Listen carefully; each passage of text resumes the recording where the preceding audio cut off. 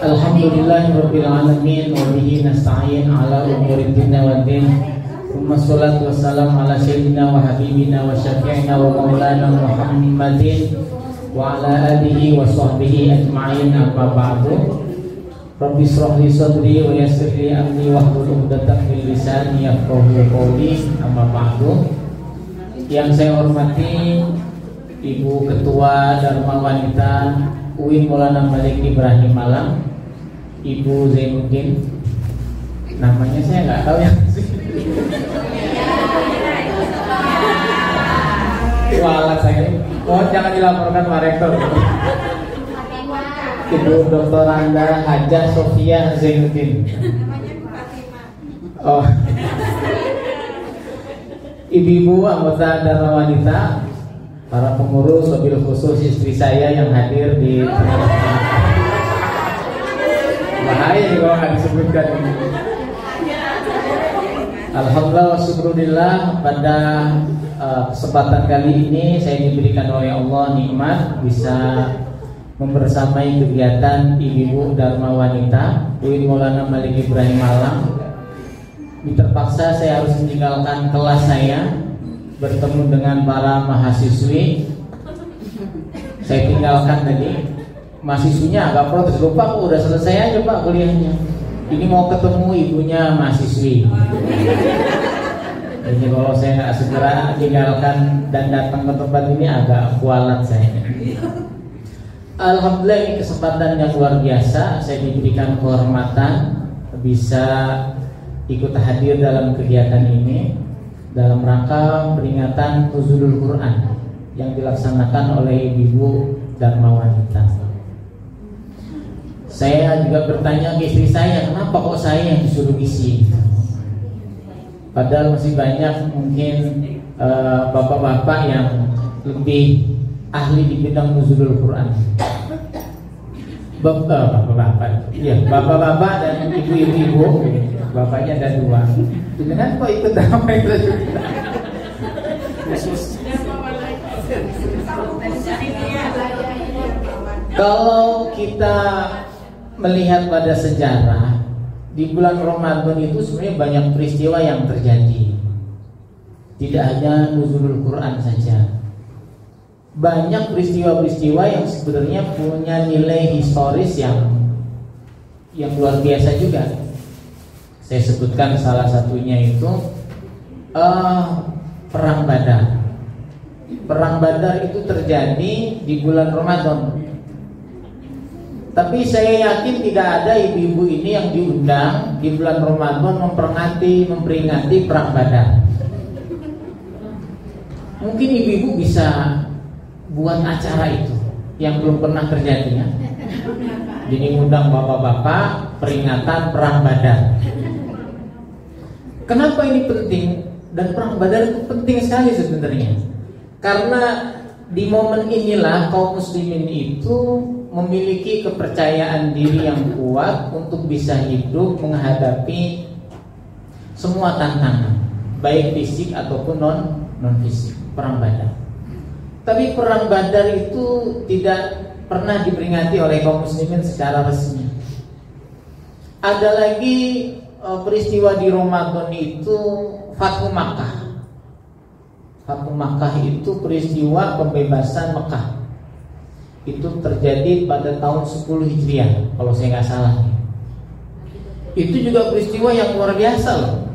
Jadi kaum muslimin bisa merebut Mekah tanpa harus meneteskan darah sedikit pun. Dan itu sebuah bentuk kemenangan yang sudah Allah janjikan dalam surah Al-Fatah, Inna fatahna laka fatham mubina liyaghfira lakallahu ma taqaddama min dzambika wa ma ta'akhkhar wa yutimma ni'matahu 'alaika wa yahdiyaka siratan mustaqim. Tapi itu juga tidak pernah diperingati secara formal. Saya yakin selama saya di UIN Malang ini nggak pernah diundang oleh ibu-ibu, apalagi bapak-bapak, peringatan Fathu Makkah. Mungkin ini perlu diagendakan. supaya nanti Ramadan itu banyak momen undangan. Nah kan yang seneng saya. Yang ketiga ada peristiwa lain tuh. Kalau yang tadi kan yang seneng-seneng, ada peristiwa yang sedih-sedih, wafatnya Khadijah. Nah itu juga bulan Ramadan, tanggal 6 Ramadan. Ada yang mengatakan tanggal 9 Ramadan. Itu juga peristiwa yang luar biasa, karena dari peristiwa itulah muncul perjalanan Isra dan Mi'raj. Jadi Isra dan Mi'raj itu bulan apa? Bulan Rajab. Wafatnya Khadijah Ramadan.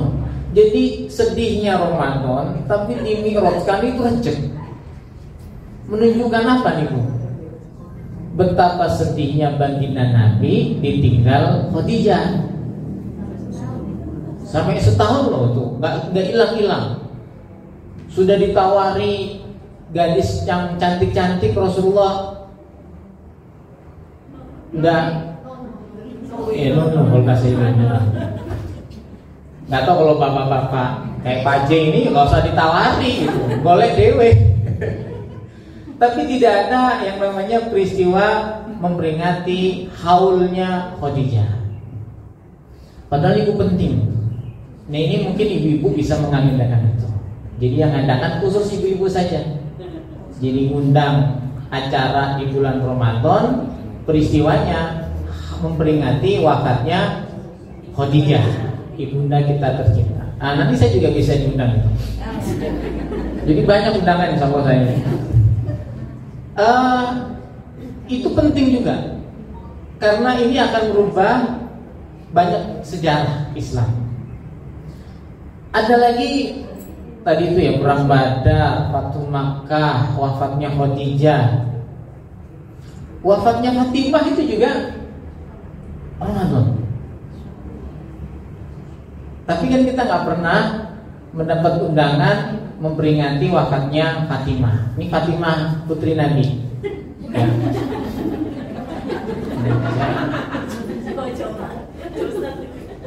Ya, saya perlu menjelaskan ini supaya nanti istri saya nggak salah paham.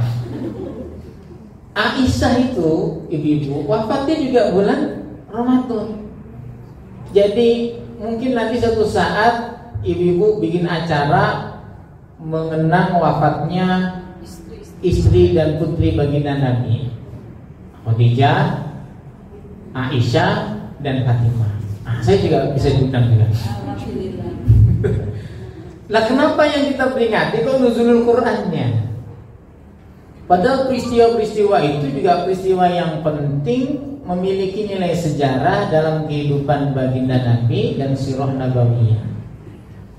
Karena memang dari semua peristiwa itu muaranya adalah kepada Al-Quran yang mulia. Nah, nuzulul Quran ini oleh Allah Subhanahu wa ta'ala itu nasnya jelas.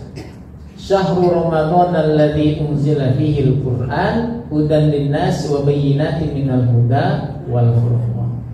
Bulan Ramadan adalah bulan di mana diturunkan di dalamnya Al-Qur'an sebagai petunjuk untuk manusia dan bukti dari adanya petunjuk Allah dan pembeda dari yang hak dan yang batil.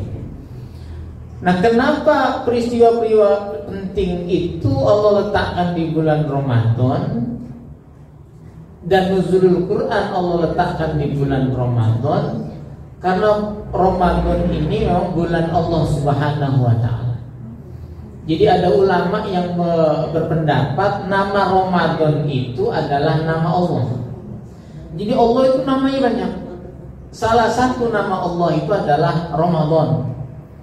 Jadi syahrul Ramadan itu adalah bulan Allah karena nama Allah ditaruh di situ. Jadi satu-satunya bulan yang di situ disematkan nama Allah adalah bulan Ramadan. Ini pendapat, salah satu pendapat. Walaupun ada pendapat yang lain enggak. Ramadan itu bukan diambil dari nama Allah Subhanahu wa ta'ala.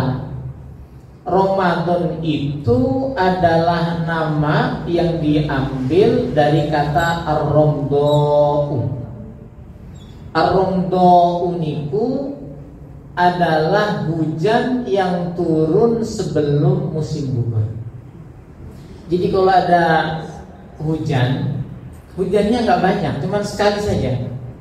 Tetapi hujan itu turun ditandai oleh orang Arab, oh ini hujan Romdo ini. Karena setelah ini kan mau ada musim gugur, turun hujan. Nah itu disebut Romdo. Penting tidak Romdo dalam struktur kehidupan orang Arab itu? Sangat penting sekali. Karena Romdo ini adalah tetesan air hujan yang Allah turunkan menghadapi datangnya musim gugur. Untuk apa? Satu, membersihkan dunia ini dari debu-debu bumi. Lalu yang kedua, air hujan itu akan menjadi sumber energi bagi tanaman untuk bisa sukses menggugurkan dahan dan daun-daunnya. Setelah mereka sukses karena tadi itu air hujan itu membantu mereka, mereka juga akan terbantu dengan air yang masih ada untuk bisa menumbuhkan tunas dan daun-daun yang baru. Nah, Ramadan di situ. Kalau kita melihat kata ini, saya kok lebih senang bahwa Ramadan itu dari kata romdo, bukan dari batu yang panas yang dipakai untuk membakar. Kenapa? Karena kita ini orang Indonesia jarang bakar-bakar pakai batu, bener nih? Ibu kok badan ngeliatin saya semuanya? Iya ngeliatin siapa? Oke, ibu-ibu pernah bakar-bakar pakai batu atau mboten? Orang kurang kerjaan itu kalau bakar-bakar pakai batu. Kita ini malah lebih banyak menggunakan air dalam kehidupan kita.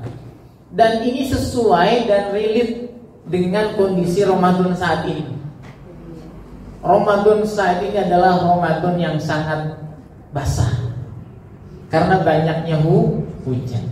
Nah, kalau Bapak Ibu sekarang ini bisa menyadari bahwa Ramadan itu adalah air hujan, dan sekarang saya berada di bulan Ramadan yang musim hujan. Saya tanya, Bapak Ibu kalau hujan berangkat ke masjid atau mboten? Langsung tegas sekali jawabnya. Jadi maghrib itu terus turun hujan, itu berangkat ke masjid atau di rumah? Di rumah. Ngapain di rumah? Oh, kenapa nggak berangkat ke masjid? Karena hujan. Tapi waktunya jenengan ini beli pakaian baru, hujan-hujan. Kira-kira ditunggu reda atau hajar aja? Hah? Tunggu reda ya? Itu kemauan jenengan apa suaminya? Suaminya ya? Itu alasan sebenarnya untuk tunda-tunda. Kalau kita tahu bahwa situasi Ramadan kita ini sebenarnya sama dengan dasar dari kata Romdo, maka Ramadan ini harusnya menjadi Ramadan terbaik bagi kita. Karena Allah memberikan kita bulan puasa di bulan Ramadan yang sama situasinya dengan kata dasar Ramadan, yaitu air hujan.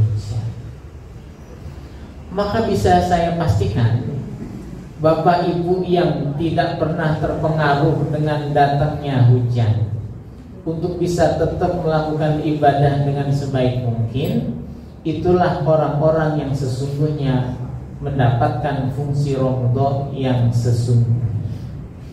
Termasuk juga dalam kehidupan keluarga. Nah, Ramadan itu sebenarnya energi, sebenarnya kekuatan yang kita bisa pakai untuk bisa hidup di bulan-bulan setelahnya.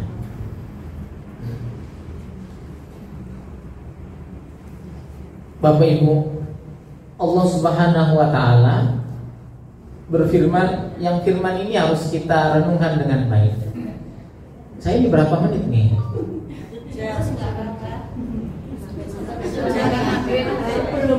Ini akadnya harus jelas. 1 jam nih. Kelamaan itu.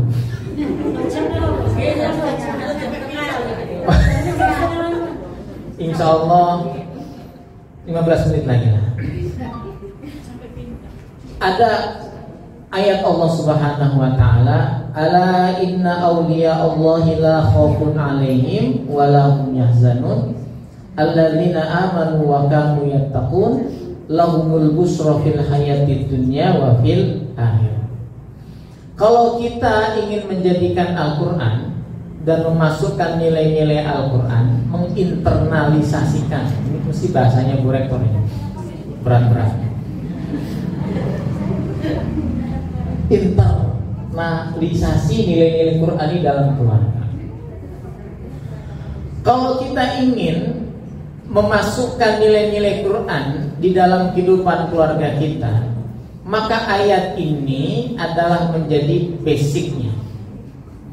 Ala ingat-ingat, iling-ilingo, inna awliya Allah, sesungguhnya kekasih-kekasihnya Allah, itulah khaufun, tidak takut, alaihim, atas diri mereka, walahum yahzanun, dan mereka itu adalah orang-orang yang senantiasa tidak bersedih. Jadi di dunia ini ada manusia yang oleh Allah Subhanahu wa taala dinyatakan sebagai kekasihnya Allah, wali-walinya Allah. Saya yakin di antara ibu-ibu sekarang ini ada yang mungkin punya predikat waliullah. Selain wali murid nih. Kalau itu nggak usah ditanya. Ciri-cirinya nopo? Ciri-ciri yang pertama itulah khaufun alaihim. Dia itu hidup di dunia ini tidak ada rasa takut yang berlebihan. Walahum yahzanun, dan dia tidak larut di dalam kesedihan. Kalau ibu-ibu coba lihat di sekelilingnya, ada orang-orang yang tersenyum terus. Ya. Tanggal tua senyum, tanggal muda senyum. Biasanya kan manusia, mobil khusus istrinya pegawai negeri, kecuali Bu Rektor saja, itu senyumnya lebarnya tergantung tanggal. Semakin muda tanggalnya, biasanya semakin lebar senyumnya. Ini alhamdulillah tanggal 26 Maret.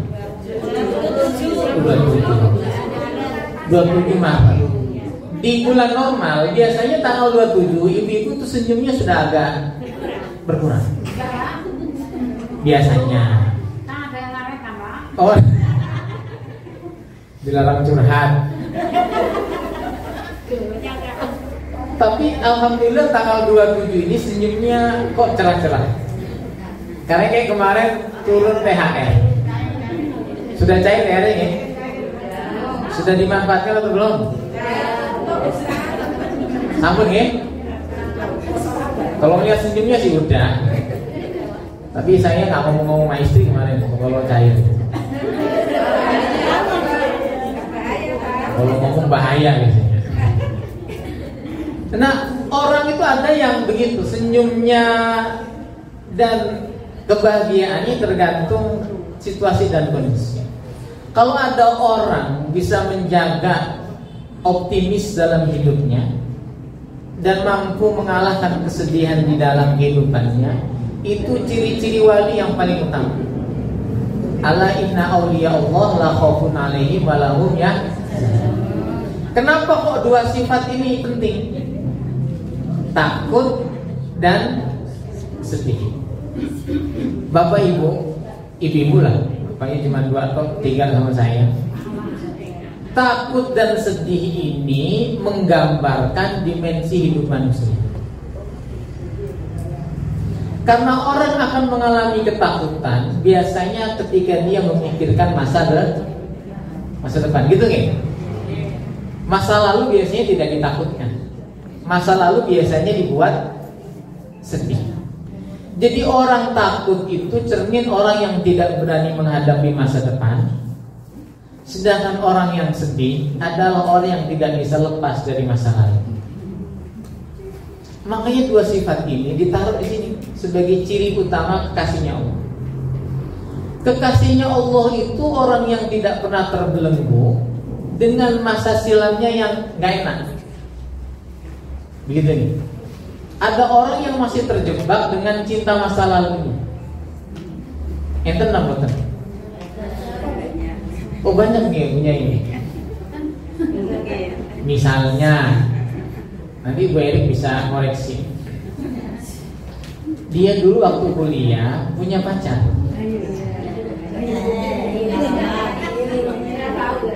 Bukan saya, kok malah menuduh saya itu. Ada istri saya loh di sini. Dia dulu waktu kuliah pacaran, cinta tuh sama laki-laki itu. Tapi dia gak bisa nikah. Itu peristiwa 30 tahun yang lalu. Dia masih tangisi di saat ini.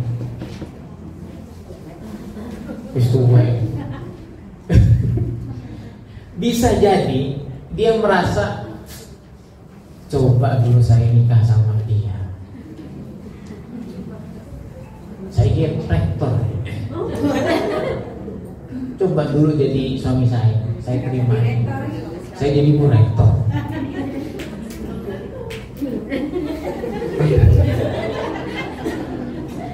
Nyambung terus ini. Nah itu orang yang tidak bisa lepas dari masalah. Padahal benar tadi itu belum tentu ketika laki-laki itu jadi nikah sama dia jadi rektor. Bisa jadi karena nikah sama dia istrinya malah jadi cleaning service. Karena nasib suaminya ikut istrinya. Jadi yang bisa menjadikan dia rektor karena istrinya. Nah orang kalau dia terjebak pada masa lalu sehingga dia menimbulkan kesedihan, ini akan merusak hidupnya sendiri. Itu contoh orang-orang yang bersedih. Orang bersedih itu nggak bisa lepas dari masalah. Kalau ada orang yang sedih, ngapunten ibu nih, di sini ada yang dosen psikologi teman-teman, atau kuliahnya di psikologi. Kalau ada ibu-ibu kok merasa sedih terhadap masa lalu, masa depannya, misalnya, saya kok sedih ya, kenapa ya? Kira-kira 10 tahun lagi saya jadi apa ya? Nah ibu-ibu kalau punya teman kayak gitu hati-hati, itu biar tingkat gilanya sudah tinggi. Itu nyokot habis itu, hati-hati. Ini sudah parah. Begitu juga ketakutan. Ketakutan itu masa depan. Nggak bisa orang takut terhadap masa lalu. Nah wali Allah itu ciri-cirinya ini. Jadi kalau ibu bisa menginternalisasikan nilai-nilai Quran sebagai petunjuk bagi kita agar kita mampu menjadi kekasihnya Allah, ibu-ibu ini harus mampu mendasari rumah tangganya menjadi rumah tangga yang optimis menghadapi masa depan dan mampu melupakan masa lalu yang tidak baik sebagai pelajaran. Nah kadang-kadang ini bahasa ibu-ibu itu punya memori yang kuat. Bahkan ahli sejarah tuh ini. Betul Bu? Coba jenengan nanya sama suami jenengan, banyak lalinya kan? Iya teman, kamu ketahui. Tetapi omongan semua yang direkam oleh istri dari suaminya,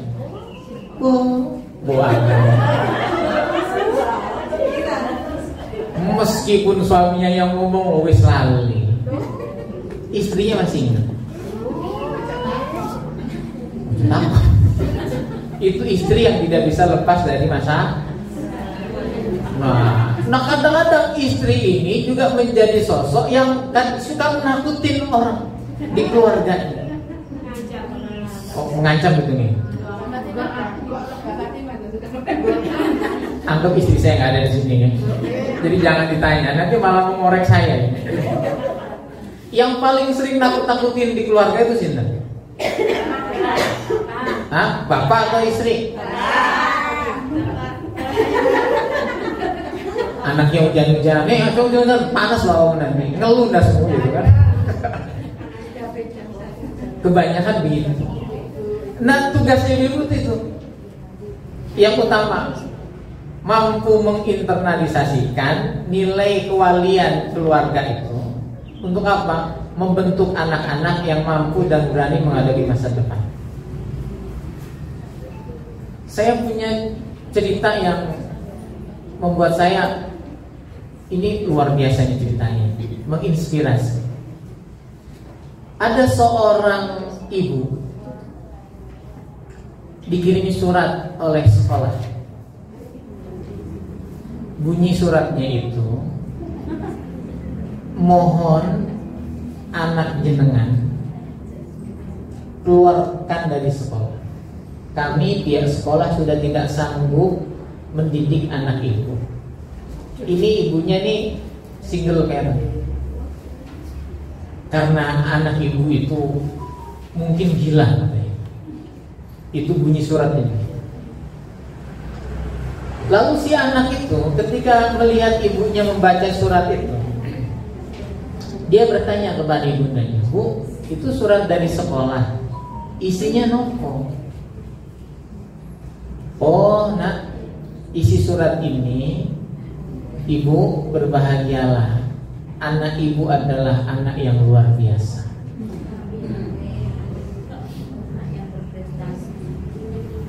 Surat itu disimpan oleh ibunya.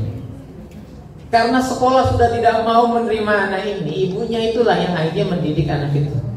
Setiap hari diajari, sehingga anak ini menjadi orang yang mungkin paling jenius di dunia ini. Saya lupa itu apakah itu Albert Einstein atau Thomas Alva Edison. Kayaknya Thomas Alva Edison.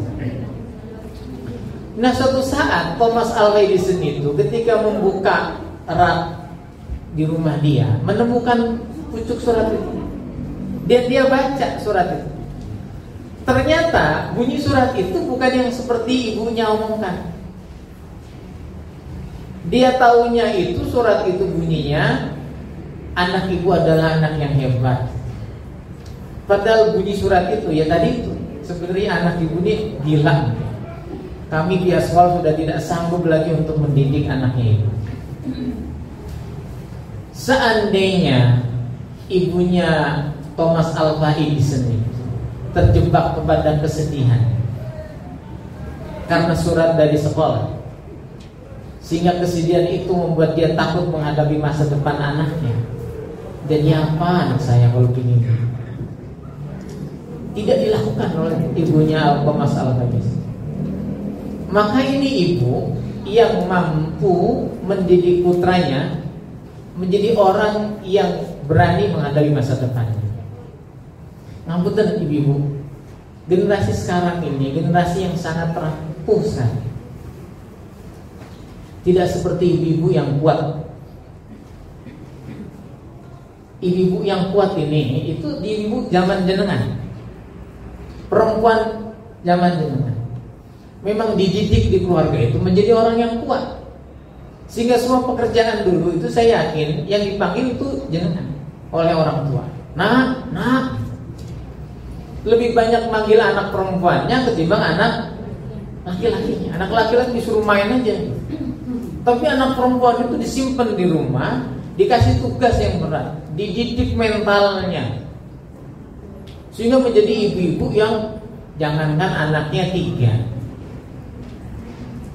Bu Nasrullah ini putranya berapa? Pinten? 5. 5 itu juga masih ada planning selanjutnya. Bocoran dari Kiai Nasrullah. Beliau itu sangat produktif sekali. Anak sekarang ini mikir punya mahasiswa saya ini, Bu. Kan saya survei. Mau nikah usia berapa? Nanti mau punya anak berapa? Anak-anak mahasiswa kita ini rata-rata itu adalah anak yang lahir dari 2 bersaudara.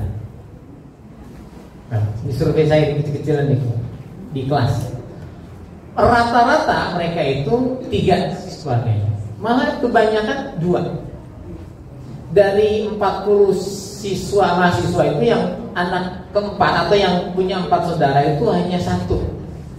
Beberapa kelas tuh hanya 3, hanya rata-rata sedikit sekali. Nah, anak sekarang ini anak yang gampang patah, tidak dididik dengan kekuatan lahir dan batin. Hidupnya adalah dengan ini, setan gepeng ini. Ya nggak bapak nggak ibunya sama aja. Tapi kita kan masih punya masa lalu yang jadi modal. Anak-anak kita nggak punya gitu. Anak-anak kita lahir brojol, umur 4 tahun sudah dikasih ini sama bapak ibunya. 1 tahun sudah bisa geser-geser. Bahkan lebih hebat dari bapak ibunya. Anak saya ini yang nomor 2 itu canggih sekali kalau dia megang HP. Belajar dari mana ya anak? Dia bisa belajar sendiri. Dan itu sangat rapuh sekali. Maka tanggung jawab kita bersama untuk bisa memberikan mental anak-anak kita, anak-anak yang sedikit takutnya dan tidak gampang bersedih hati. Nah, untuk itu ada 2 hal yang perlu kita lakukan, yaitu yang pertama mendidik anak-anak kita menjadi orang yang beriman, dan yang kedua senantiasa bertakwa kepada Allah. Alladzina amanu wa kanu yattaqun. Dia beriman dan dia senantiasa bertakwa. Iman itu kaitannya dengan perasaan, akal, sedangkan takwa itu cerminan dari perilaku. Jangan sampai nanti kita ini mampu mendidik anak kita beriman tapi tidak bisa bertakwa. Kalau bicara dalil kuat tapi implementasi tidak. Ini biasanya penyakitnya anak-anak di pesantren. Jadi dalilnya kuat tetapi ketakwaannya kurang, karena hidupnya penuh dengan dalil. Kalau orang ini sudah menjadi walinya Allah, takutnya gak banyak, sedihnya gak banyak, dia punya iman, punya takwa, maka hasilnya adalah lahumul busra fil hayatid dunya wa fil akhirah. Maka mereka itu akan mendapatkan busra. Dalam wanita enten grup Banjarinya betul. Mas lagi bentuk grup Banjari. Istri saya bisa jadi vokalis. Nanti saya yang mati.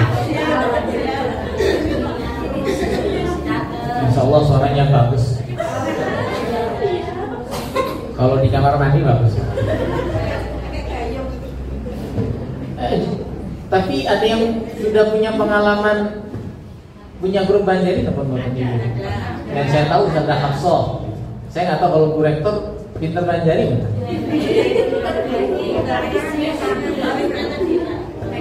Apa?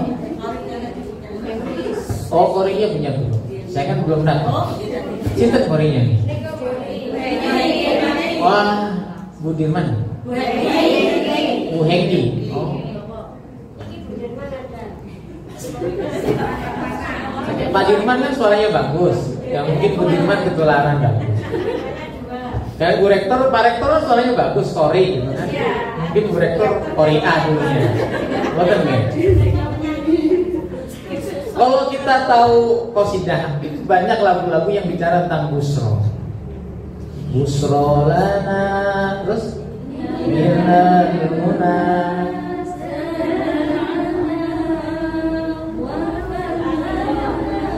Lanjut. Wahdahu wal bisyur walana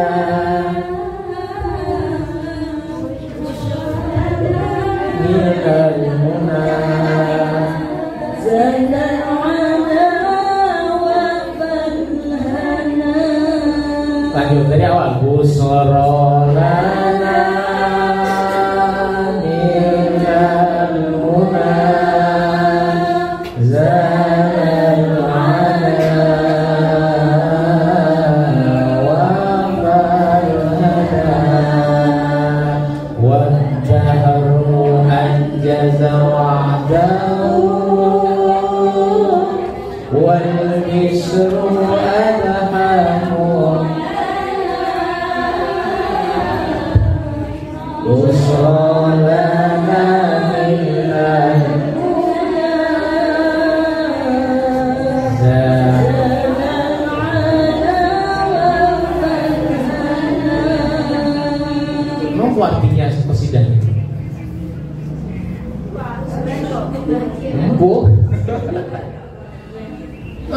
ini, qasidah ini sebenarnya qasidah yang sangat bagus.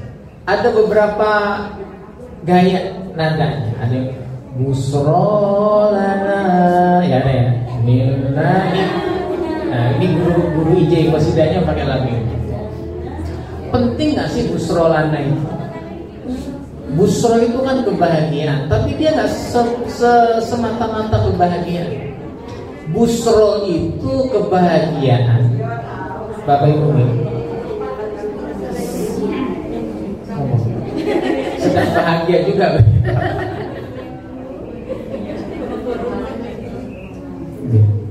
Foto dulu. Ya itu ibu-ibu di situ. Kamu ya. Foto itu bagian dari kebahagiaan. Orang kalau sedang nggak mau difoto biasanya nggak bahagia. Tapi kalau foto itu biasanya terlalu bahagia. Busro niku kebahagiaan yang tidak hanya kebahagiaan yang sederhana. Busro niku kebahagiaan yang saking bahagianya orang itu. Saya ulang, saking bahagianya orang itu. Hati-hati Ibunda. Maaf ya. Nggih. Waalaikumsalam.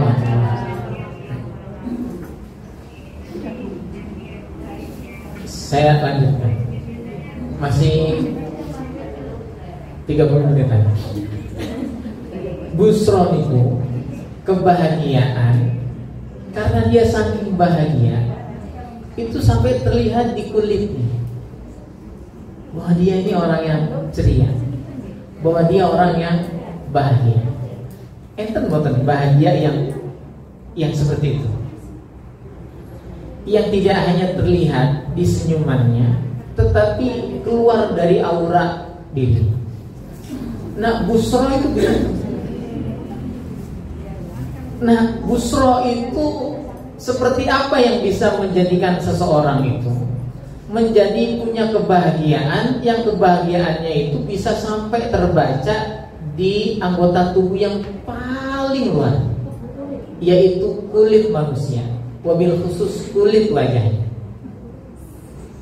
Nah, kita ini di dalam keluarga harus menjaga busro ini. Dan sumber busro itu adalah ibu.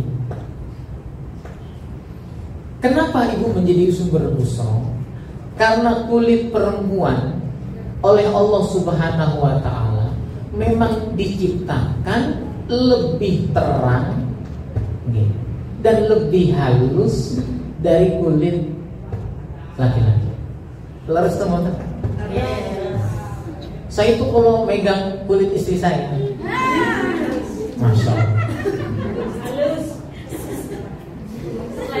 Oh, halus itu ya. Beda dengan saya. Oh, beda sama saya.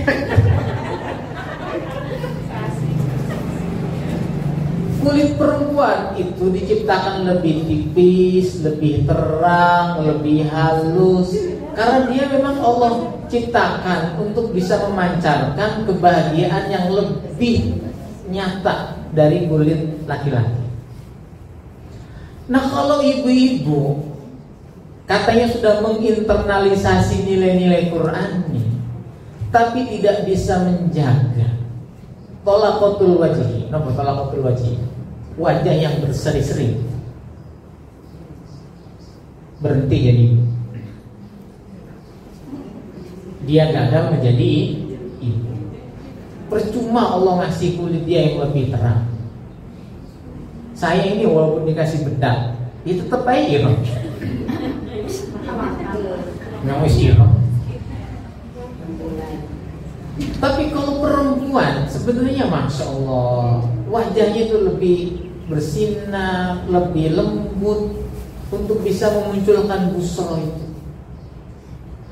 Kalau seorang istri tidak mampu menampilkan itu, maka ingat kalau dalam fikih, ibu-ibu, ciri paling rendah istri melakukan nusus kepada suaminya. Ini fikih, jangan salahin saya. Itu adalah ketika dia memasang wajah yang masam di hadapan suami. Kalau suami itu tidak terlalu punya efek, yang penting dompetnya tebal, insya Allah bahagia. Iya. Coba yang paling punya pengaruh. Ini yang repotnya ngomong sama gender gitu. Mesti Protestan. Bicaranya pada sisi psikologisnya dulu. Kan perempuan kan kulitnya lebih terang, lebih, salah satu fungsinya itu. Maka amaratun nusus itu tanda-tandanya belum nusus, salah satunya itu. Maka senyum jenengan kepada suami itu punya peran yang penting dalam kehidupan rumah tangga. Loh kan, yang ngomong tuh ibuku sendiri loh, Beri, bukan saya loh. Kok nyalain saya? Ya begitu, filqahnya begitu. Bahwa laki-laki juga harus tersenyum, ya iya. Tetapi apa? Nah, tadi. Karena laki-laki disuruh senyum terus, itu malah kadang-kadang agak menurunkan wibawa. Wah, cengangir. Nah ini yang pertama dulu. Busro itu harus diperlihatkan dan itu harus dijaga oleh ibu. Karena biasanya ibu itu yang akan stay di dalam rumah. Biasanya, walaupun ya kalau mau bekerja silahkan. Sehingga orang-orang yang di luar rumah, suaminya, anak-anaknya yang harus sekolah, berhadapan dengan lingkungan yang banyak, ketika dia pulang ketemu wajah ibunya juga mengkeruh. Di sekolah udah ketemu kepala sekolah, mari diseneni sama temennya. Di rumah diseneni kiamat. Maka busro ini harus diperlihatkan. Nah, busro itu ada 3 makna sebenarnya. Busro yang pertama itu adalah busro yang bisa sampai terbawa kepada mimpi manusia. Kalau ada orang hidupnya bahagia, lalu dalam tidur pun dia bisa bahagia karena dia mendapatkan mimpi-mimpi yang indah, itu busro yang pertama. Itu busro yang pertama. Dan itu anugerah. Itu anugerah. Orang bisa mimpi indah itu anugerah. Mesti mesem-mesemnya sulit. Bangunlah maghrib. Mimpi tadi dikasih gelang 3 kilo. Itu biasanya bangun tidur masih nyari-nyari. Nanti gelang.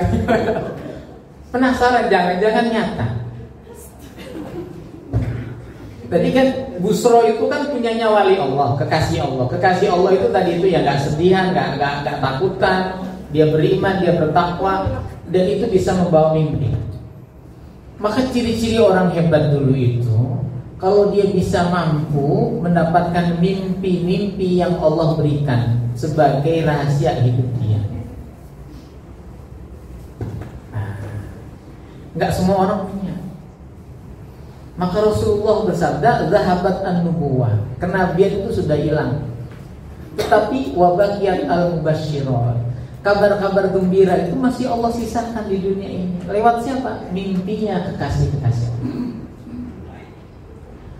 Saya itu sangat kagum dengan ayah saya. Setiap ngaji saya tuh nggak ingat sama ayah saya. Yang saya baca dalam surah-surah ketika saya imami itu surah-surah andalan yang biasa ayah saya baca. Ayah saya itu hidupnya diatur oleh Allah lewat mimpi. Contoh, ayah saya itu ketika beliau mengajar, lalu beliau pulang ajar terus tidur. Di malam hari beliau mimpi mengambil madu di kelas yang beliau ajar. Nopo niku tafsiran. ayah saya akan mendapatkan istri dari siswi yang ada di kelas itu. Kok nggak percaya? Nanti kalau suami jenengan mimpi gitu, ya, kan tidak menghalangi. Yang tua kan jenengan, suaminya tetap muda. Bercanda, Bu. Itu isyarat mimpi yang Allah kasih ke ayah saya. Ayah saya ini, Bu, itu kalau ngajar siswi. Jadi dulu kan ngajar. Kalau dulu kelas-kelas di pesantren kan kalau yang perempuan-perempuan, yang laki-laki lagi dipisah kan. Ayah saya itu kalau ngajar itu nggak pernah ngeliat wajah siswinya. Lihatnya mesti ke atas. Begini, ayah saya kalau ngajar begini. Ya kurang lebih sama lah dengan saya. Itu yang saya nggak bisa niru tuh. Ya saya juga nggak percaya omongan saya itu bener apa enggak. Ayah saya itu kalau ngajar siswi santri putri itu mesti ngeliat ke atas begini. Baru kalau kita terus ngeliat ke atas. Itu jenengan tanya murid-murid ayah saya mesti jawabannya sama. Oh iya Zubaidi yang ngajar nggak pernah ngeliat siswinya itu. Tapi ketika beliau itu mimpi seperti itu, mau nggak mau kan harus golek. Nah dia kayak dapat ibu saya. Jadi ibu saya itu mendapatkan suami ayah saya itu karena mimpi. Makanya kalau dapat anak saya, ya itu ya luar biasa. Itu hasil dari mimpi. Bagian dari wahyu Allah yang Allah tuntun untuk ayah saya. Yang pertama, mimpi besar. Yang kedua, ayah saya itu bikin rumah. Ketika beliau ngontrak di rumah itu, lalu beliau mimpi bahwa di situ ada sumber yang mengalir. Apa artinya? Di situ akan menjadi pesantren, akan menjadi lembaga pendidikan. Maka jangan ngontrak di situ. Kalau bisa beli ke tanah. Maka tanah ayah saya yang di Banyuwangi, sawah itu dijual untuk beli. Dan ternyata betul. Sekarang menjadi pesantren, menjadi sekolah, makanya disebut Mambaul Hikam karena dasar mimpinya begitu. Nah, ibu-ibu pernah nggak mendapatkan mimpi? Yang mimpi itu ternyata jawaban dari masa depan yang Allah berikan kepada ibu, atau kepada suaminya ibu, atau kepada anak-anaknya ibu. Kalau pernah, berarti ibu ketika itu posisinya sangat dekat dengan Allah Subhanahu wa Ta'ala. Tapi kalau seumur hidup mimpi nggak tahu gitu. Sekali mimpi dikejar kuntilanak. Maka kalau kita mendapatkan mimpi yang baik, kita disunahkan untuk apa? Berzikir sebanyak-banyaknya kepada Allah. Mudah-mudahan mimpi itu dijadikan mimpi yang nyata. Tapi kalau oleh Allah dikasih bocoran mimpinya kok mimpi yang buruk, ibu-ibu tuh mimpi buruk tuh definisinya apa? Contohnya gampang, suaminya cantol orang lain itu mesti mimpi yang buruk. Mimpi kayak gitu aja ibu mesti bero-bero gitu. Suaminya mesti diperiksa HP-nya, lemarinya, ayo ngaku gitu. Padahal itu mimpi kan. Kita diminta doa oleh Rasulullah SAW. A'udzu bima adzat bihi malaikatullah min syarri ru'yaya allati ra'aituha anta turani fid dunyaya au fi akhirati. Ya Allah, saya mohon perlindungan darimu dari sesuatu yang para malaikat pun juga berlindung dari buruknya mimpiku yang telah aku lihat, supaya dia tidak bisa membahayakan diriku di dunia maupun di akhirat. Itu doanya, bukan bantalnya lalu diputer dibalik doa, enggak. Itu yang pertama. Jadi kalau kita mampu menginternalisasikan nilai-nilai Quran karena ketakwaan kita, karena keimanan kita, karena hidup kita yang sangat optimis dan tidak larut dalam kesedihan, berani karena kita punya Allah, terus kita diberi mimpi-mimpi yang indah, itu adalah busro yang pertama. Busro yang pertama. Busro yang kedua niku, kalau kita sebagai keluarga, sebagai istri, nih, sebagai tetangga, dicintai oleh orang lain. Jadi tetangga kita tuh cinta sama kita.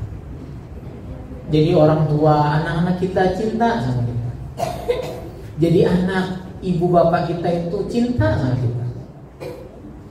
Jadi guru, murid-murid kita itu loh, Masya Allah, walaupun 20 tahun lalu sudah lewat, beliau murid-murid kita masih mengenang kita. Betapa banyak orang yang mencintai hidup kita dan cinta dalam kehidupan kita, maka itu adalah busro yang kedua. Ibu bisa ngukur nih skalanya. Kira-kira jenengan itu punya musuh berapa di lingkungan tetangga? Ya kan, perasaan jenengan.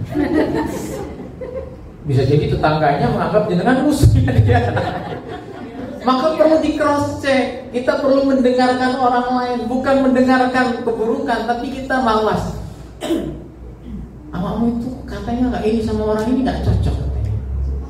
Karena begini. Kita introspeksi diri, apa saya begitu ya? Gitu ya. Apa saya salah ya emangnya?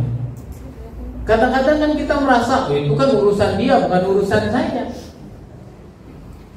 Menjaga cinta orang lain kepada kita itu sama pentingnya seperti menjaga cinta kita kepada orang lain, sehingga bisa seimbang. Maka diusahakan kita hidup ini tidak ada satupun orang yang kita jadikan musuh dalam hidup kita. Kalau itu sudah kita bisa lakukan, nilai Quran itu sudah masuk dalam diri kita. Karena kita menjadi pribadi-pribadi yang dirindukan oleh manusia. Ini tugas penting, dan itu busro, dan itu kebahagiaan. Karena cinta inilah yang akan mengangkat derajat kita di dunia dan di akhirat. Penting loh Bu, cinta ini. Maka kalau jenengan punya suami yang cinta sama jenengan cinta sama suami, jenengan tuh orang keramat. Min karomatil mar'i azwajatul muwafaq. Kalau dia sudah klop, suaminya cinta, istrinya cinta, luar biasa. Siapa di antara suami istri yang mendapatkan pahala yang paling besar di hadapan Allah? Istri yang bukan istri, orang yang paling besar cintanya. Kalau ada dua orang saling mencintai, mana yang lebih utama? Yang paling besar cintanya kepada orang lain. Itu menurut Rasulullah. Sabdanya Kanjeng Nabi gitu. Maka orang yang mencintai dan punya cinta yang besar, itu Allah kasih karunia dan Allah kasih rezeki yang banyak dan gampang melihatnya. Termasuk keutamaan orang yang punya cinta itu biasanya Allah kasih anak yang paling mirip sama dia.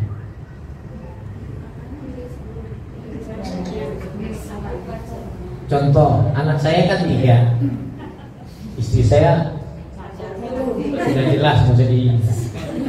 Anak saya kan 3 nih.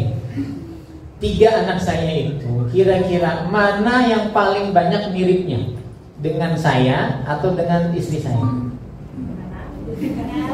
Fotonya bisa ditampilin nggak? Yang paling besar cintanya akan Allah kasih anak yang paling mirip dengan dia.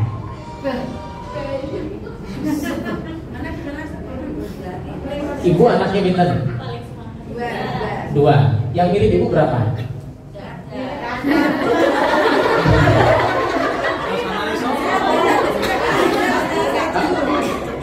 Yang mirip jenengan 1. Oh 3. Nggih, pinter yang mirip jenengan 1. Berarti sebenarnya kalau ditimbang lebih besar cintanya suami jenengan ketimbang jenengan. Menurut survei Quick One.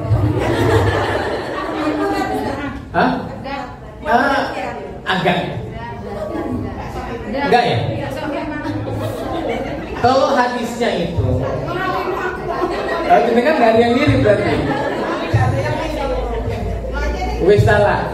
Pokoknya orang yang cintanya besar itu biasanya punya semangat yang tinggi dalam semua aspek. Ngerambut istrinya, hubungan suami istrinya, dan itu punya potensi akan mewarnai. Kadang kok.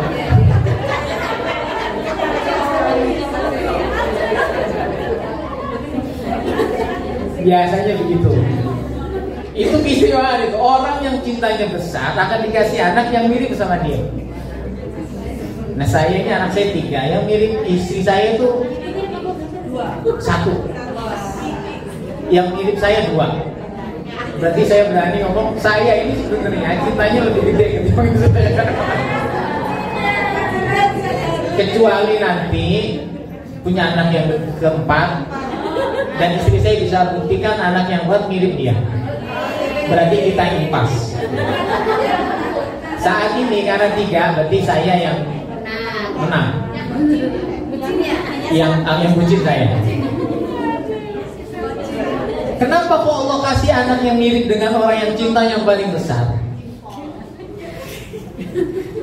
Biasanya itu sebagai karunia dan menjadi titenan, peniten, tanda. Kita mungkin bisa meninggal, tapi anak kita ini yang mirip dengan kita masih hidup. Sehingga orang-orang yang cinta kepada kita ketika memandang anak kita akan ingat. Memandang putra kiainya yang mirip dengan kiainya. Gimana? Luar biasa. Jenengan memandang anak jenengan yang mirip dengan suami jenengan dan jenengan cinta, itu gimana? Kalau jenengan benci, ada hal-hal yang seperti itu karunia. Pentingnya cinta mahabbah itu di sini. Maka menjadi keluarga, menjadi suami, menjadi istri, itu adalah perlombaan untuk mengekspresikan cinta yang lebih besar. Jangan menuntut cinta yang lebih besar. Kesalahan orang itu di situ. Dia menuntut cinta yang besar, padahal dia tidak berusaha untuk memberikan cinta yang paling besar. Jadi problem. Itu faedah cintanya. Yang busro yang kedua tadi. Yang kedua, cinta ini, ibu-ibu, itu ibadah yang luar biasa dan itu rizki. Niku apa? Rizki. Maka ketika baginda Nabi Muhammad SAW senantiasa menyebut-nyebut nama Khadijah, bahkan di hadapan Aisyah, sehingga Aisyah itu cemburu dan marah-marah. Apa yang Kanjeng Nabi katakan? Ya Aisyah, tawai Aisyah, qad ruziqtu hubbaha. Saya ini udah dikasih rezeki cintanya dia. Itu rezeki, saya nggak bisa tolak. Kalau saya tolak, saya kubur nikmat. Gitu kan? Jadi kan harus menyadari cinta yang Allah kasihkan ke jenengan itu rezeki yang harus dijaga dan disyukuri. Yang ketiga, orang yang punya rasa cinta itu punya keistimewaan yang luar biasa, tidak hanya di dunia tetapi di akhirat. Karena cinta ini akan menjadikan wajah kita bercahaya dan kita berjalan di atas cahaya. Yang cahaya kita itu bahkan membuat para nabi dan orang-orang yang mati syahid itu cemburu kepada kita. Ya Allah, itu siapa? Kok sebegitu wajahnya bersinar? Nabi bukan, mati syahid juga enggak. Oh, matinya itu di kasur. Tapi kok kayak gitu keistimewaan? Apa kata Rasulullah? Hum qaumun tahabu birohillah. Itu karena mereka itu ketika di dunia senantiasa menjaga cintanya dan mencintai orang karena Allah. Itu. Yang keempat, Bapak Ibu, internalisasi mahabbah, cinta. Orang itu kalau dia punya cinta, yang cinta itu busro yang kedua, setelah mimpi yang indah lalu cinta dalam hidup, dicintai orang banyak. Nanti orang itu ketika masuk surga bisa saling mengunjungi. satu sama lain. Bahkan mereka akan berkunjung naik kendaraan onta yang ada kasurnya. Tetapi ini berlaku bagi ahli surga yang berada di surga yang tinggi bisa mengunjungi ahli surga yang di bawahnya. Wala aksu, tidak sebaliknya. Jangan nggak bisa mau berkunjung ke surganya Hadratus Syekh Hasyim Asy'ari. Sopo gitu. Karena levelnya kita di sini, Hadratus Syekh di sini. Jenengan mau pamit sama malaikat, mau kemana? Saya mau berkunjung ke Fatimah. Fatimah putri Nabi ya, bukan istri saya. Nggak bisa. Fatimah putri Nabi nggak bisa sampai di bawah. Tetapi dikasih pengecualian. Illalladzina tahabulillah, kecuali orang-orang yang saling mencintai. Maka kita ini diminta untuk mencintai orang-orang yang lebih alim dari kita, yang lebih soleh dari kita. Untuk apa? Jadi modal kita bisa keluyuran menikmati surga yang lebih tinggi. Tapi kalau nggak ada ini nggak bisa. Orang biasa kok mau berkunjung ke surganya Bunyai Erik, nggak iso. Bunyai Erik itu punya pesantren, jenengan nggak punya pesantren, punyanya kos-kosan, nggak iso. Ibu kos kan nggak level sama Bunyai, kontrakan lagi, larang bisa gitu, nggak bisa. Tapi kalau kita punya cinta itu menjadi penyambung, menjadi surat yang kita bisa jadikan itu izin untuk berkunjung ke surga yang paling tinggi sekalipun. Kalau kita mencintai baginda Nabi, kita bisa nyampe di surga yang paling ujung dari surga. Kalau cinta baginda Nabi Muhammad. Kalau mau cinta dari baginda Nabi, cintai umatnya baginda Nabi. Itu syaratnya. Maka saya mohon ibu-ibu Dharma Wanita di bawah kepemimpinan Ibu Rektor, Ibu Sofia, itu harus menjadi kelompok yang paling besar cintanya untuk warga kampus ini. Karena ini kumpulan ibu-ibu, ibu-ibu. Sehingga semua program-program kebaikan yang itu perlu cucuran kasih sayang ibu dan wanita itu yang menaikkan. Misalnya ada mahasantri yang sakit, ya ibu dan wanita yang berkunjung, jangan mudirnya. Ada mahasiswa yang terkena musibah, ibu dan wanita yang bergerak, menjadi kepanjangan cinta dari kampus ini untuk warganya. Penting itu. Semua program kebaikan itu yang menghandle Dharma Wanita. Jangan ngelangkahi kami, dosa besar. Sembako murah Dharma Wanita, takjil di masjid Dharma Wanita, makan gratis Prabowo itu programnya. Kalau saya ikut dengan Jumat Berkah Dharma Wanita. Nanti ada kegiatan mudik gratis Dharma Wanita. Saya lagi ini ngelai-ngelai Bu Rektor. Ini Mahat kan mau ngadain mudik gratis mahasantri. Itu supaya orang tuanya, terutama mahasiswi, itu nggak usah rawuh termiki, jenguk anaknya lagi puasa macet di jalan. Wis kita pulangkan mereka pakai biskuit, tinggal dikasih rute saja. Rutenya mana nih? Karena Bu Rektor itu orang Bojonegoro begini, rutenya berarti Tuban, Bojonegoro, Lamongan. Sekalian beliau mau pulang kampung bareng. Wah itu mantep itu. Jadi ada mudik bareng, inisiatornya sih Bu Rektor yang angkat bendera dari Bu Rektor. Istri saya di belakang aja. Wah itu bagus, meskipun cuma satu bis, cilik bisa. Kan yang penting ada itu bukan menggugurkan sah. Pokoknya ngomong kebaikan, menunjukkan cinta untuk warga kampus, itu darah wanita. Nanti ibu kan tinggal share aja, Pak, urunan, beres. Supaya ibu-ibu itu nggak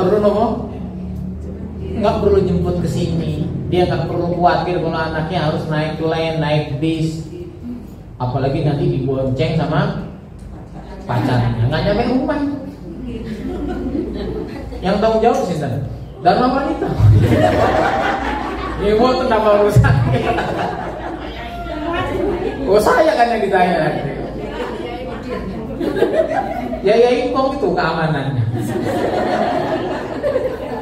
Itu busro yang kedua, cinta itu kalau kita bisa memberikan cinta kasih itu luar biasa. Yang terakhir, busro niku mimpi yang indah, cinta yang hadir. Yang ketiga, husnul khotimah. Husnul khotimah. Yang ketiga. Ini ketiga dari makna busro. Kalau yang tadi itu manfaat cinta itu. Apa perlu diulang lagi? Saya haus loh ini.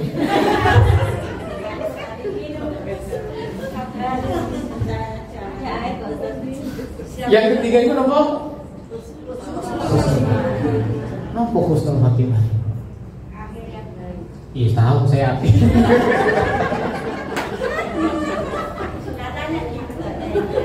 Ada ayat innal ladzina qalu rabbunallahu tsumma istaqamu tatanazzalu 'alaihimul malaikatu alla takhafu wa la tahzanu wa abshiru bil jannati allati kuntum tu'adun. Nahnu awliya'ukum fil hayatid dunya wa fil akhirah. Tanda-tanda orang husnul khotimah. Ada peristiwa yang membuat langit ini gempar. Karena banyak malaikat yang turun silih berganti ke dunia ini. Bahkan banyaknya malaikat itu melebihi ketika nuzul Lailatul Qadar. Lailatul Qadar itu langit dunia ini sesek dengan malaikat. Tapi ketika peristiwa ini terjadi, itu lebih sesek lagi, lebih banyak lagi, lebih gemuruh lagi. Peristiwa apa nih Bu? Kok sampai malaikat lebih banyak turun? Peristiwa meninggalnya orang-orang yang iman. Karena malaikat itu akan turun, ada di telinganya, di samping dia, membisikkan Allah takhafu wa la tahzanu, enggak usah takut, enggak usah sedih. Kamu ini akan meninggal, masuk ke alam barzah. Lah suami saya gimana malaikat? Tenang, sini saya ngurus lagi. Kamu susah ya? Anak-anak saya di mana, Malik? Anak-anakmu itu loh, kamu kan orang soleh, anak kamu itu juga akan diurus oleh Allah. Gak usah khawatir. Tapi saya tuh agak khawatir nih, masih sedih saya. Wa absyiru bil jannah, dikasih tahu ini loh tempat kamu di surga ini. Ini nanti kamu di sini sama suami kamu, sama anak kamu di sini. Langsung hilang tuh ketakutannya, langsung hilang kesedihannya. Itu usra yang ketiga. Kalau kita mampu hidup dalam suasana yang baik, mati dalam keadaan yang baik, betapa bahagianya. Orang bisa melihat senyum kita ketika kita masih hidup. Orang masih bisa melihat senyum kita ketika kita sudah mati. Itu matinya senyum. Kak matimu. Ini busro. Dan ini bisa kita lakukan. Sebenarnya itu saya tuh agak cemburu sama ibu-ibu. Ibu-ibu itu gampang sebenarnya masuk surga. Gampang. Melahirkan itu udah bisa masuk surga. Apalagi guna 10 sampai 5 banyak. Itu surganya wah kayak. Perempuan tuh yang penting dia jadi istri yang baik, sholat 5 waktu, puasa, dijamin masuk surga. Nah, laki-laki agak susah. Maka jenengan ini punya potensi yang besar sebenarnya menjadi ahli surga. Mendapatkan busro yang pertama mimpi yang baik, busro yang kedua cinta dari orang-orang, busro yang ketiga meninggal dibisikin ahli surga. Sudah, mau nikmat apa lagi yang kita minta dari Allah? Nah, Ramadan ini menjadi momentum untuk itu. Komunitas ini menjadi media untuk itu. Dharma Wanita isinya kan wanita semuanya. Berarti Dharma Wanita itu punya energi cinta yang luar biasa, yang tidak ada di UIN ini nggak ada. Direktorat kalah sama cintanya kantornya Dharma Wanita. Kantornya Dharma Wanita. Saya nggak pernah masuk ya situ. Sehingga kalau di situ itu kantornya Dharma Wanita itu harus betul-betul menunjukkan kedarmaan wanita Anda. Kantornya bagus itu kan, ada kulkasnya, enter nggak? Ada sling bednya, kamar mandinya juga bagus. Ada ATM yang bisa diambil siapa saja. Semuanya orang yang susah di sini itu jujukannya adalah Dharma Wanita. Mau kemana? Ke Dharma Wanita. Oh, berarti orang susah ya. Mau mencari ketenangan hidup di situ. Maka saya sarankan untuk menunjang internalisasi nilai-nilai Quran dalam organisasi ini perlu ada studi banding juga ke Dharma Wanita yang mungkin kita bisa tiru kebaikannya lalu kita kalahkan. Kira-kira studi bandingnya kemana?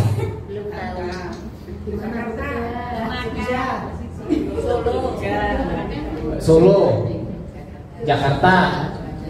Semuanya aja nggak apa-apa. Mumpung ada Bu Rektor di sini. Nanti tolong istri saya gratis Bu Rektor. Karena yang ngasih ide mahal loh ide ini. Sehingga nanti kita bisa belajar ibu-ibu itu Dharma Wanita menjadi grup yang paling adem meskipun bapak-bapak lagi berantem. Seandainya bapak-bapak lagi ribut urusan apa gitu, Dharma Wanita nggak usah ikut-ikutan. Kenapa? Peredam emosinya di sini.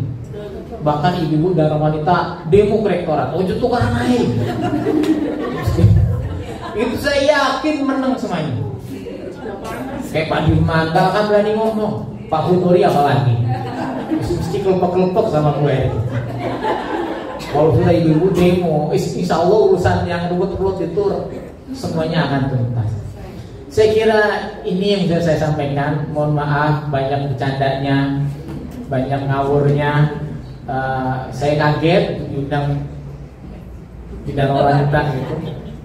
Mudah-mudahan ini bisa menjadi pengingat bagi kita semuanya bahwa kehadiran kita di kampus ini, di komunitas ini itu tentu semata-mata bukan sesuatu yang biasa.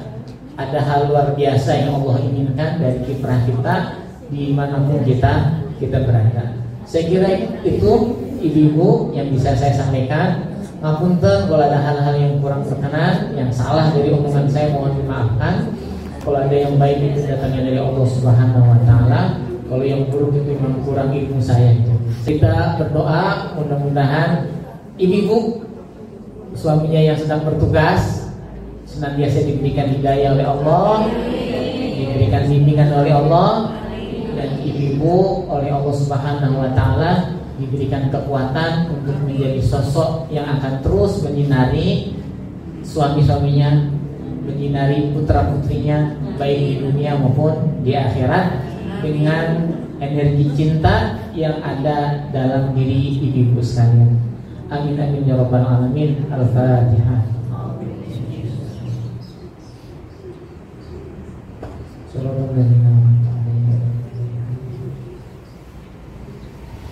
Bismillahirrahmanirrahim. Alhamdulillahirabbil alamin. Hamdan katsiran tayyiban mubarakan mazidan. Ya Rabbana lakal hamdu kama yanbaghi li jalali wajhikal karim wa 'azimi sultanik. Allahumma shalli ala sayyidina Muhammadin al-Fatih wal khatim sabaqa nasil haqq wal haqq wal hadi ila siratikal mustaqim wa ala alihi wa qadrihi wa miqdarihi al-'azim. Allahumma inna nas'aluka hubbaka wa hubba man yuhibbuka.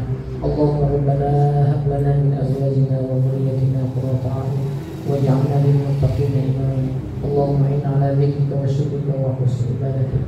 Allahumma inna nas'aluka ridhaka wal jannah wa na'udzu bika min sakhatika wan nar. Rabbana atina fid dunya hasanah wa fil akhirati hasanah wa qina 'adzabannar. Walhamdulillahi rabbil alamin.